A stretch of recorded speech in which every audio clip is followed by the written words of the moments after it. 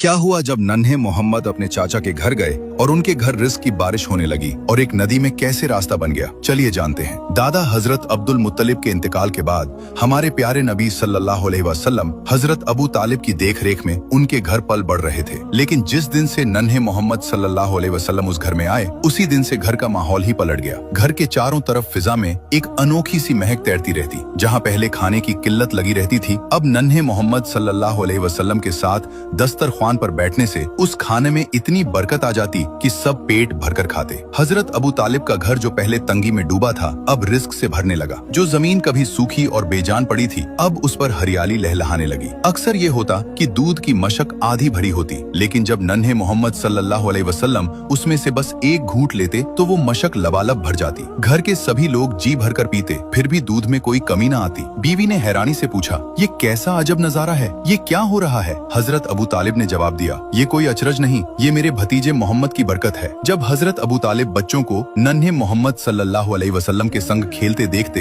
तो उनके दिल में एक अजीब सा चैन उतर आता। वो मन ही मन सोचते, ये बच्चा कुछ और ही है, अल्लाह ताला इसे किसी बड़े मकसद के लिए तैयार कर रहा है। दादा हजरत अब्दुल मुत्तलिब का साया तो उठ चुका था, लेकिन उनकी आखिरी वसीयत पूरी हुई। हजरत अबू तालिब ने हुजूर सल्लल्लाहु अलैहि वसल्लम को अपने सगे बेटे की तरह पाला पोसा और उनके लिए अपना सब कुछ निसार करने को तैयार रहे। इसी तरह नन्हे मोहम्मद सल्लल्लाहु अलैहि वसल्लम की परवरिश हजरत अबू तालिब के घर की छाया में होती रही। जब आप सल्लल्लाहु अलैहि वसल्लम की उम्र 10 बरस हुई तो आप अपने चाचा हजरत जुबैर के हमराह यमन की जानिब सफर पर रवाना हुए। गर्म रेगिस्तान की लू में काफिले के कदम धीरे धीरे यमन की राह पर बढ़ते जा रहे थे। तभी राह में एक अनोखा वाकया पेश आया। एक वादी में एक ऊंट लोगों का रास्ता रोके खड़ा था और किसी को भी आगे नहीं जाने दे रहा था। जैसे ही उस ऊंट की नजर आप सल्लल्लाहु अलैहि वसल्लम पर पड़ी, वो अपना सीना जमीन से लगाकर बैठ गया। आप सल्लल्लाहु अलैहि वसल्लम अपनी सवारी से उतरे और उस ऊंट पर सवार हो गए। वादी के पार पहुंचने के बाद आपने उसे आजाद कर दिया। जब काफिला सफर से लौटा तो देखा कि वही वादी अब पानी से लबालब भरी हुई थी। आप सल्लल्लाहु अलैहि वसल्लम ने काफिले वालों से फरमाया,